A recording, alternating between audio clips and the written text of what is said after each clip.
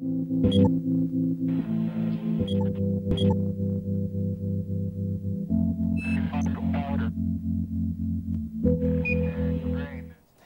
ناظرین، میں آپ کو پروگرام میں پھر خوش آمدید کہتا ہوں، اور سلسلہ وہیں سے شروع کرتے ہیں جہاں ختم کیا تھا. اور میں ڈاکٹر ایوب سے یہ پوچھوں گا کہ مارکیٹنگ میں خاص طور سے ڈاکٹرز کو ترجیح دی جاتی ہے، حالانکہ فارماسسٹ بھی اتنی نالج رکھتا ہے. کیوں ڈاکٹر صاحب، کیا کہنا چاہیں گے آپ؟ آپ کی بات کو میں دوبارہ دو حصوں میں جی جواب دوں گا اس کا. سب سے پہلے تو پچھلے چند سالوں میں یہ انڈسٹری کا رجحان اور پریکٹس کافی چینج ہوئی ہے. جی، جب میں انڈسٹری کی بات کرتا ہوں تو یہ چیز میں واضح کرنا چاہوں گا کہ ہم بالکل ان انڈسٹری یا ان کمپنیز کی بات کر رہے ہیں جن کی اپنی ایچ آر کی پالیسیز اور پریکٹسز جو ہیں وہ بالکل صحیح طور پہ بائی دا بک ہے. تو پچھلے چند سالوں میں جو رجحان ہے وہ کافی حد تک تبدیل ہوا ہے. اور اب انٹری لیول پوزیشنز پہ، یعنی کہ میڈیکل ریپریزنٹیوز کی جو ہائرنگ اور سلیکشن ہوتا ہے اس میں 80 سے 90% انڈکٹنس جو ہے وہ فارماسسٹ ہی کی ہوتی ہے. یہ خوشائند بات ہے، یہ ایک بہت خوشائند بات ہے. اس کی بھی دو وجوہات ہیں. نمبر ایک، کیونکہ جیسے میں نے آپ سے عرض کیا کہ نالج کا بیس جو ہے ایتھیکل پریکٹسز کو لانے کے لیے بہت اہم ہے، اور وہ فارماسسٹ ان تمام ایریاز سے گزر کے آتے ہیں ان 4 سے 5 سالوں کی تعلیم کے ساتھ، جو کہ اس کی بیسک اور بہت ریگرس ٹریننگ ہوتی ہے فارمیسسٹ کی، بہت ریگرس ٹریننگ ہوتی ہے. جی، دوسری چیز جو کہ اور زیادہ اس چیز میں وزن رکھتی ہے وہ یہ ہے کہ کیونکہ میں یہ سمجھتا ہوں کہ ان کی ہم جب کمپنی میں ان کی سلیکشن کے بعد جو ٹریننگ کرتے ہیں تو ان کا ڈیورنگ ٹریننگ بھی پرفارمنس جو ہے وہ، کیونکہ ہم ایویلیویٹ کرتے ہیں، اسی کی بنیاد پہ ان کو کنفرم کیا جاتا ہے یا ان کو اپوائنٹمنٹ دیا جاتا ہے. تو اس ٹریننگ کے دوران بھی یہ دیکھا گیا ہے کہ فارماسسٹ کا پرفارمنس بہتر ہوتا ہے دوسرے اور ایجوکیشن بیک گراؤنڈ کے لوگوں سے. تو اب اسی وجہ سے یہ رجحان جو ہے پچھلے چند سالوں میں کافی تبدیل ہوا ہے، اور انڈسٹری میں پرٹیکولرلی ملٹی نیشنل کمپنیز میں خاص طور پہ اب فارماسسٹ جو ہیں وہ میڈیکل ریپریزنٹیوز کی پوزیشن کے لیے پریفرنس لیں. یہ بہت ایک اچھی ڈیولپمنٹ ہے، اور میں سمجھوں گا کہ لوگ بھی سننا چاہیں گے اس بات کو کہ جس طریقے سے ٹرینڈ چینج ہو رہا ہے. اور اس ٹرینڈ میں مزید استحکام یا مستحکم وہ اس وجہ سے ہوا ہے کیونکہ ہم نے یہ بھی نوٹس کیا ہے کہ جب وہ اس ٹریننگ کے بعد جو انیشل ٹریننگ ہوتی ہے، جب وہ فیلڈ میں جاتے ہیں، جب ان کا کمیونیکیشن یا ان کا رابطہ جو ہے وہ سٹارٹ ہوتا ہے ڈاکٹرز سے یا اپنے کسٹمرز سے، تو وہ بہتر طور پہ ان پروڈکٹس کی پروموشن کر سکتے ہیں. مارکیٹنگ اور سیل میں کیا فرق ہے؟ آپ سمجھتے ہیں کہ اس میں کوئی فرق ہے یا یہ ایک ہی چیز ہے؟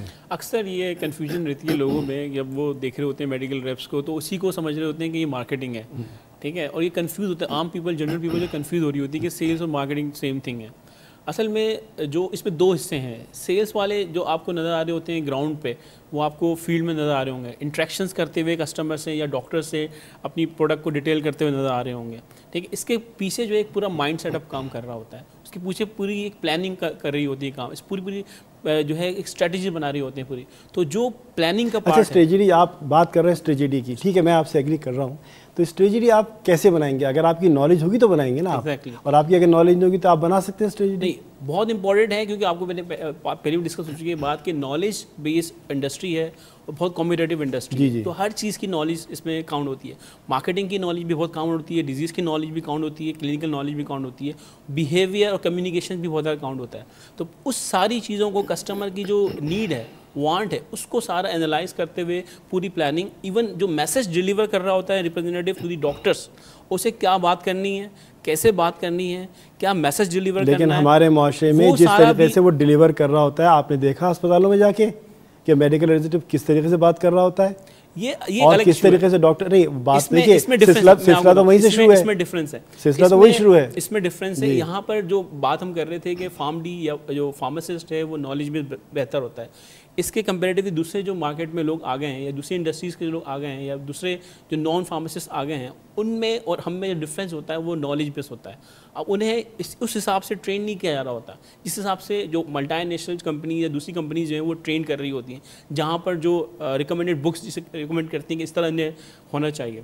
جبکہ دوسرے جو نان فارماسسٹ ہیں جو دوسرے لوگ آ گئے انہیں اس لیول کی ٹریننگ نہیں ہونے کی وجہ سے وہ ایک امیج خراب کر رہی ہوتی ہے. اچھا, کیوں ہو رہا ہے یہ معاشرے میں, کیوں ہو رہا ہے؟ دیکھیے کافی حد تک تو ہم کوشش کر رہے ہیں کہ اس کو ریفارم کریں, ہم کافی حد تک کوشش کرتے ہیں کہ اس کو ہم اچھے سے اچھے لوگ لے کر آئیں اور زیادہ زیادہ نالجبل لوگ لے کر آئیں, اس پہ تو ہم ڈسکس کر رہے ہیں.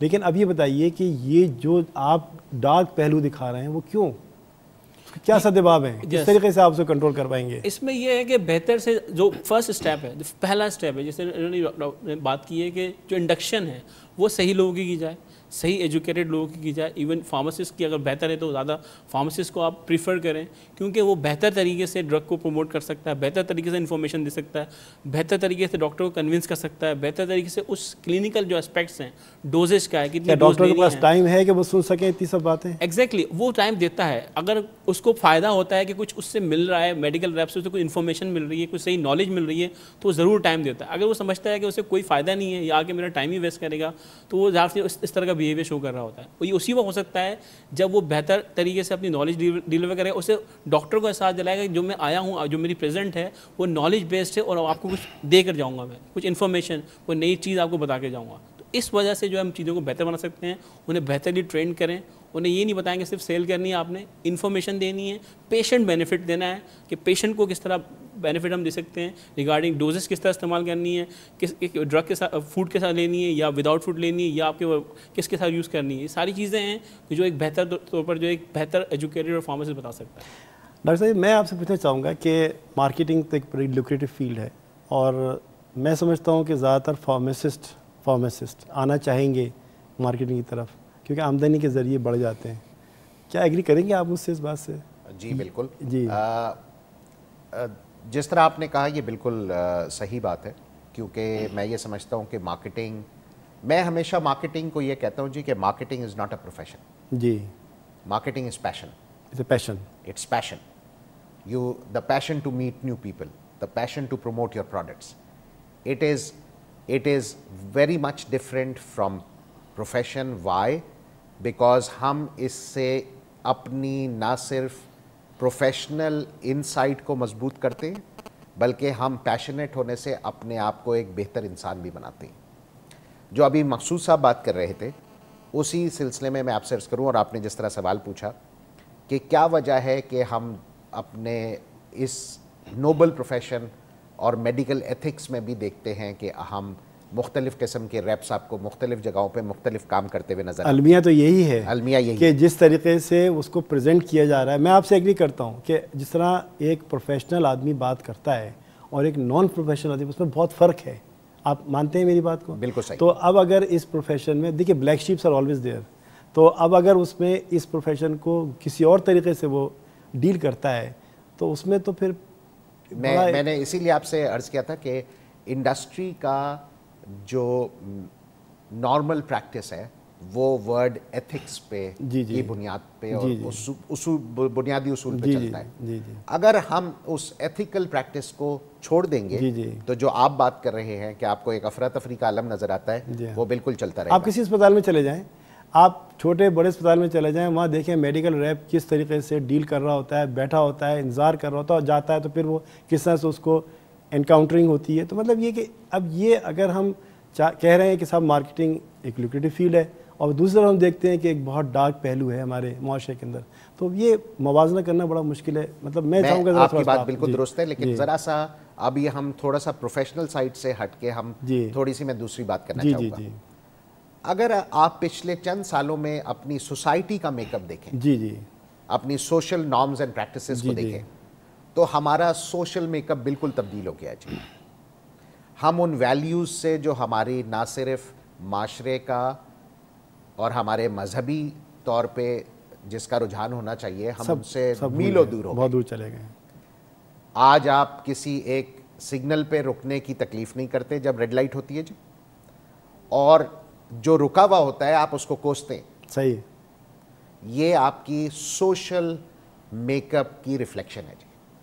اب میں اسی بات کو لے کے آؤں گا انڈسٹری پریکٹسز میں. بہت ساری ایسی انڈسٹریز ہیں ہمارے اس فارماسیوٹیکل میدان میں ہی جو انڈسٹری انکریج کرتی ہیں ان ایتھیکل بیہیویئر کو, لیکن میں یہ سمجھتا ہوں کہ وہ بہت چند ہوں گی, اور زیادہ تر انڈسٹری جو ہے وہ انتہائی ایتھیکل گراؤنڈز کے اوپر اپنی پروڈکٹس کی پروموشن بھی کرتی ہے, اور ان کے ریپس کی نالج, ان کا ایٹیٹیوڈ اور ان کا بیہیویئر انتہائی پازیٹیو ہوتا ہے.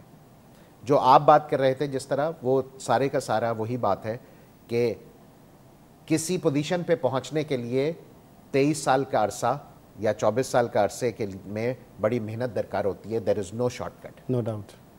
And on top of it, اگر آپ اپنے گھر سے اپنے بچوں کی بنیاد اس ایتھیکل پریکٹسز اور ویلیوز کے اوپر کریں گے, آپ یقین کریے آپ کی پروفیشنل ریفلیکشن بھی وہی ہوگی. ایگزیکٹلی.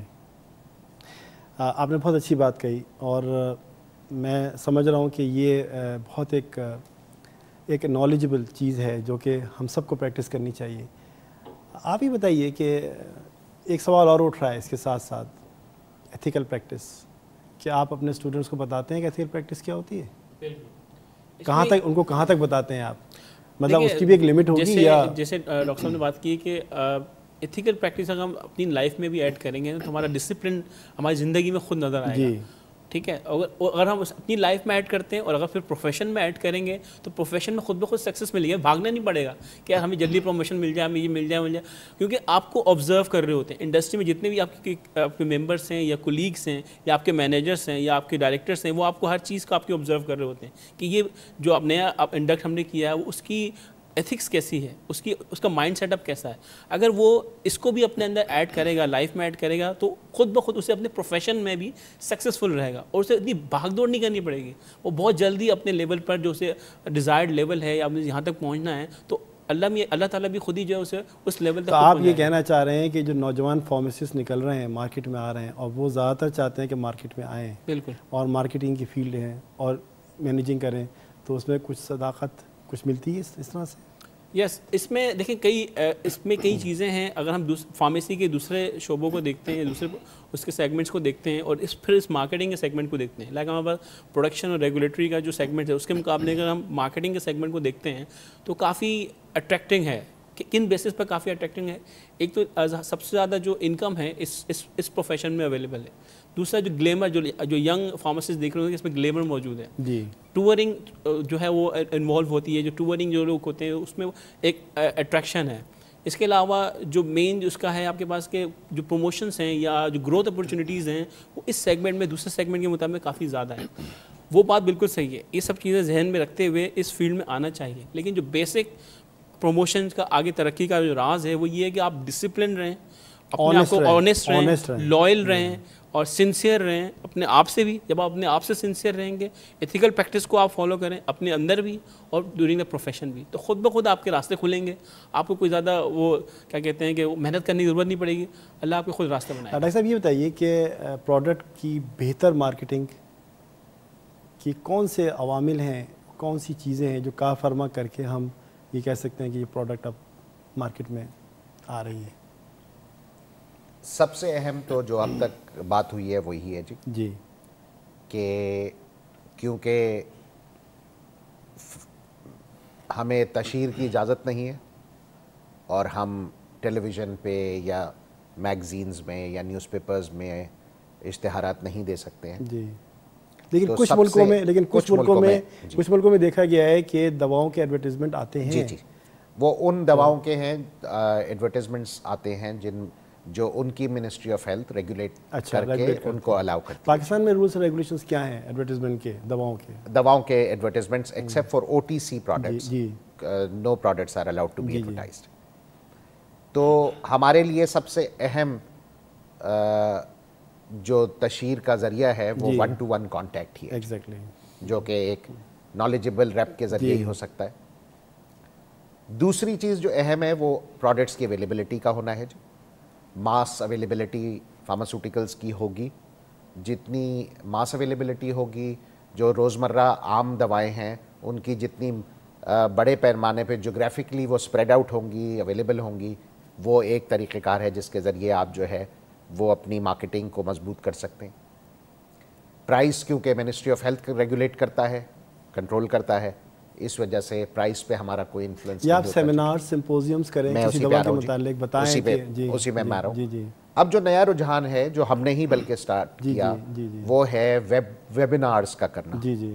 اب ہم سارے انٹرنیشنل سیٹلائٹس سمپوزیمز جو ہیں ان کو اپنے ڈاکٹرز تک CME پروگرامز کے ذریعے پہنچا رہے ہیں. ٹھیک ہے. وہ بھی ایک بہت مضبوط ذریعہ ہے جس کے تحت جو ہے وہ ہم اپنے نہ صرف اپلفٹ آف ایجوکیشن کر رہے ہیں بلکہ اپنے ڈیزیز ایریاز کی مینجمنٹ میں ان کو لیٹسٹ انفارمیشن سے ایکوپ بھی کر رہے ہیں. یہ 3 یا 4 چیزیں وہی جس طرح سے میں پہلے 5 P's کو بار بار ایمفیسائز کرتا ہوں, ان میں سے فارماسوٹیکلز کے 5 P's جو ہیں وہ ذرا سے مختلف اس وجہ سے ہو جاتے ہیں کہ آپ کسی بھی دوا کو کسی سپر سٹور پہ نہیں بیچ سکتے جب تک آپ کے پاس اس کا ڈرگ لائسنس نہ ہو, تو اسی وجہ سے اویلیبلٹی بھی بڑا ایک ایشو بن جاتا ہے. تو ان سب چیزوں کو شامل کر کے میں یہ سمجھتا ہوں کہ فارماسوٹیکل کسی بھی دوا کی سکسیس میں, اس کی مارکیٹنگ کی سکسیس میں اگر آپ آن اے اسکیل آف 1 to 10 لیں تو سب سے اہم 7 نمبر جو ہے وہ اس ریپ کی رائٹ نالج کا ہوگا. جی. تو آن a scale of 1 to 10 7 would be given, 6 to 7 would be given to the rep because he is the contact between the customer and the company. Doctor Ayub جس بات کر رہے ہیں اور جس طریقے سے یہ ایکسپلین کر رہے ہیں اور بہت تفصیل سے بتا رہے ہیں, اب یہ مسئلہ وہی اٹھ رہا ہے کہ نصاب تعلیم فارمیسی میں مینجمنٹ پورے سال پڑھایا جاتا ہے 5th ایئر کے اندر, تو کیا ان اصولوں پہ آپ پڑھاتے ہیں یا پھر آپ کا اپنا ہی کوئی طریقہ ہے پڑھانے کا؟ اس سے پہلے بتایا تھا آپ کو کہ جو انڈسٹری بیس نیڈ ہے, جو انڈسٹری بیس ریکوائرمنٹ ہے کہ چونکہ زیادہ فارمڈی کر کے لوگ انڈسٹری میں جانا ہے اور اگر مارکیٹنگ سیگمنٹ میں جانا ہے تو ڈیفینیٹلی مارکیٹنگ سیگمنٹ جو اس کا اسٹرانگ ہونا چاہیے. اگر کسی اسٹوڈنٹ کا انٹرسٹ مارکیٹنگ میں ہے اور وہ چاہتا ہے کہ مارکیٹنگ فیلڈ میں آئے تو فوکس یہ کیا جاتا ہے کہ اسے اس سیگمنٹ میں اسپیشلائز کیا جائے, اس سیگمنٹ میں اس کی نالج کو اسٹرینتھن کیا جائے ود دس کلینکل نالج اور دوسری ادر نالج کے ساتھ ساتھ. تو ہم پورے اسی حساب سے اس کو ٹرین کرتے ہیں. We have a contact with the industry people, ان سے کیونکہ مینیجرس لیول کے لوگ جتنے بھی ہم سے کانٹیکٹ ہوتے ہیں اور ہم بھی انڈسٹری سے آئے ہوئے ہیں, تو ہمیں اس لیول کے مطابق انہیں ٹرین کیا جا رہا ہوتا ہے تاکہ وہ فیوچر میں جا کے انہیں کوئی ہنڈرنس نہ ہو پروموشنس میں, ان کی گروتھ میں, ان کو کوئی نیا انوائرمنٹ نہ لگے کہ ہم کہاں آ گئے. تو اس حساب سے ہم اسے پورا ٹرین کیا جا رہا ہوتا ہے اور اسے بتایا جا رہا ہوتا ہے کہ اس طرح آپ نے آپ کو گروم کرنا ہے, یہ آپ کو پرابلمس آئیں گی, اس حساب سے آپ نے اس کو ٹیکل کرنا ہے, یہ چیزیں آپ نے اپنے بلڈ کرنی ہے کہ آپ کی کمیونیکیشنس, آپ کی پریزنٹیشنس, آپ کی نالج, آپ کی اس ایریا میں نالج, آپ کی ساری جو ویژن ہے پورا مجھے پرووائڈ کیا جاتا ہے تاکہ وہ اس سیگمنٹ میں جا کر فوراً اپنے آپ کو جو ہے ایڈجسٹ کر سکے. اب ایک بہت اچھا سوال میں کرنا چاہوں گا اور میرے خیال سے ناظرین بھی چاہیں گے یہ سننے کے لیے کیونکہ اس کا تعلق پرائس سے ہے. یہ بتائیے ڈاکٹر ایوب صاحب کہ ایک ہی دوا 2 کمپنیاں بناتی ہیں لیکن قیمت کے حساب سے اس میں فرق ہوتا ہے, کیوں؟ جو کہ نہیں ہونا چاہیے. آپ کیا کہنا چاہیں گے اس سلسلے میں؟ دیکھیے آپ کا سوال بالکل صحیح ہے. وہ کمپنی جو تحقیق کر کے ریسرچ اینڈ ڈیولپمنٹ پہ ملینز اور بلینز آف ڈالرز خرچ کر کے ایک دوا کو لاتی ہے, پیٹنٹ کرتی ہے, وہ مالیکیول بنا کے اس کو 10 سال کے لیے پیٹنٹ کرتی ہے, اس کی جو ریسرچ اینڈ ڈیولپمنٹ کی کاسٹ ہے وہ کاسٹ اس اوریجنیٹر کی, وہ اوریجنل کمپنی ہے, وہ اوریجنیٹر ہے, اس کی کاسٹ کا تعین یا اس کی پرائس کا تعین اس کی ریسرچ اینڈ ڈیولپمنٹ سے ڈائریکٹلی لنکڈ ہوگا. اس وجہ سے وہ واضح فرق ہے. پلس اسی کے ساتھ ساتھ کچھ ایسی دوائیں جو اوریجنیٹرز بناتے ہیں جس میں ڈفرینٹ سٹیپس آف مینوفیکچرنگ ہوتی ہیں, کوئی 7 سٹیپ ہے یا کوئی 10 سٹیپس ہے یا 9 سٹیپس ہے. بعض جنیرک یا می ٹو پروڈکٹس جو ہیں وہ ان سٹیپس کو اس طریقے سے یا اس سٹینڈرڈ پروٹوکول کو فالو نہیں کرتی ہیں, جس کی وجہ سے جب آپ ان 11 میں سے اگر 2 یا 3 سٹیپس مائنس کر دیں گے تو وہ اس سے دوا کی قیمت پہ کافی حد تک فرق پڑے گا. تیسری چیز, کیونکہ ہمارا پیٹنٹ پروٹیکشن کا لا بہت ویک ہے, ہم ایشیا پیسیفک میں اور ایشیا میں خاص طور پہ اور افریقہ میں ایز سچ کوئی پیٹنٹ پروٹیکشن کا کے قوانین اتنے زیادہ اسٹرنجنٹ نہیں کیا ہیں. بنانے کی کوشش نہیں کری یا ہے ہی نہیں؟ بنانے کی کوشش بہت کی, اس میں کافی انڈسٹری نے پیش رفت بھی کی, ملٹی نیشنل, لیکن کامیابی کیوں نہیں ہو پائی؟ لیکن کامیابی کا کوئی واضح طور پہ کامیابی نہیں مل سکی. اس کی بہت ساری وجوہات ہیں جی جن کی ڈیٹیلز میں جانا اس وقت ٹائم کے حساب سے مناسب نہیں ہوگا. جی جی جی جی. لیکن میں یہ سمجھتا ہوں کہ یہ جو آپ کا سوال ہے کہ کیوں مختلف پرائسز پہ ہوتی ہیں, اس کی یہی وجہ ہے کہ ایک وہ تحقیق شدہ کمپاؤنڈ یا مالیکیول جو کہ اس کمپنی نے جس نے ملینز آف ڈالرز خرچ کیے ہوں, اس کی بنسبت اگر ایک میٹو یا جنیرک پروڈکٹ جس کی میں وہ افادیت ہوگی نہیں یا نہیں ہوگی یا کم ہوگی, وہ پرائس میں واضح ڈفرینس کریٹ کرے گا. جی ناظرین, آپ نے دیکھا کہ ایک ادویات کو مارکیٹ میں لانے کے لیے کیا کیا چیزیں کرنی پڑتی ہیں. لیکن اب ایک اور سوال اٹھ رہا ہے ذہن میں, اور میرے خیال سے لوگ بھی جاننا چاہیں گے کہ غیر معیاری ادویات کیا ہم مارکیٹنگ کے ذریعے سے معیاری ادویات بنا سکتے ہیں یا نہیں.